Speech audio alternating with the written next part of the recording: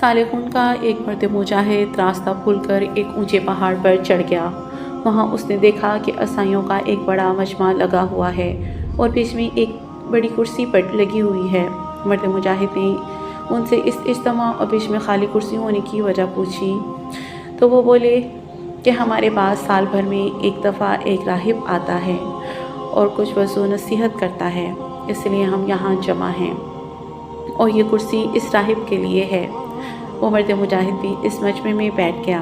थोड़ी देर में एक राहिब आया और इसी कुर्सी पर बैठ गया और चारों तरफ से मुतजस्सिस नज़रें डालकर कहने लगा, ए हाज़रीन, आज मैं तुम लोगों को वज़ू नहीं सुनाऊंगा क्योंकि इस वक्त तुम में उम्मत मोहम्मदी का कोई शख्स मौजूद है।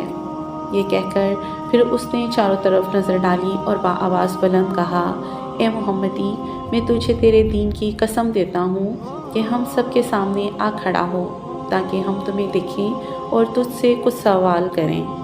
वो मर्द मुजाहिद फ़ौरन उठा और राहिब के सामने आकर खड़ा हो गया और राहिब से कहा, मैं हूँ मोहम्मदी, फरमाइए आप क्या पूछना चाहते हैं। राहिब ने कहा, मेरे चंद सवालात हैं, उनका जवाब दो।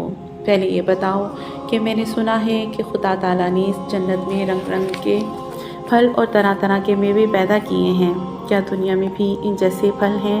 मर्द मुजाहिद ने जवाब दिया, बेशक दुनिया में भी उन जैसे फल हैं, मगर वो जन्नत के फलों के साथ सिर्फ नाम और रंग में मुशाबत रखते हैं। मज़े और लज्जत में दुनिया के फलों को जन्नत के मेवों से कुछ मुनासबत नहीं। उसके बाद राहिब बोला कि मैंने सुना है कि जन्नत में कोई ऐसा घर और बालाखाना नहीं जिसमें शजर तूबा की एक शाख मौजूद ना हो, क्या दुनिया में इसकी कोई नज़ीर है? मैंने कहा, हाँ, देखो, जब आफ़ताब आसमान की वसत में पहुंचता है तो जिस तरह शजर तूबा की शाखें तमाम मकानों में हर जगह पहुंची हुई हैं, इसी तरह इस वक्त आफ़ताब का नूर भी हर जगह फैल जाता है। राहिब ने कहा कि जन्नत में 4 नहरें हैं जिनके मज़े तो मुख्तलिफ हैं, मगर उनका मिंबा और जड़ें जहाँ से वो निकलती हैं एक ही हैं। क्या इसकी भी दुनिया में कोई मिसाल है? मुजाहिद बोला, बेशक इसकी मिसाल भी दुनिया में है। देखो, कान का पानी कड़वा है, आँख का खारी, नाक का बदबूदार और मुँह का शीरी। तो ये चारों पानी मज़े और बू में को मुख्तलिफ हैं, मगर उन सब की असल एक ही है और वो है सर। इसके बाद राहिब बोला कि बस एक बात और पूछनी है। मैंने पूछा, बताओ। सुना है कि अहले जन्नत तरह तरह के खाने खाएंगे और किस्म किस्म की मशरूबात नोश करेंगे, मगर उन्हें ना तो पेशाब की हाजत पड़ेगी ना पखाने की, क्या दुनिया में भी इसकी कोई मिसाल है? मर्द मुजाहिद बोले कि हाँ, इसकी मिसाल भी है।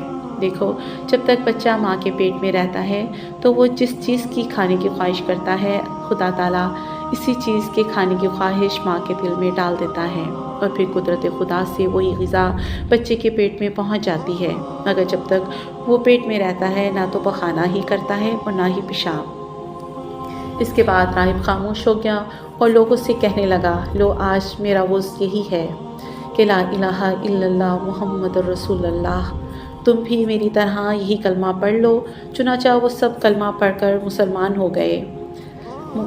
इससे सबक ये मिलता है कि अल्लाह के मकबूलों और मुजाहिदों के इल्म और इरफान की बदौलत हज़ारों को दौलत ईमान मिल जाती है। सुभान अल्लाह।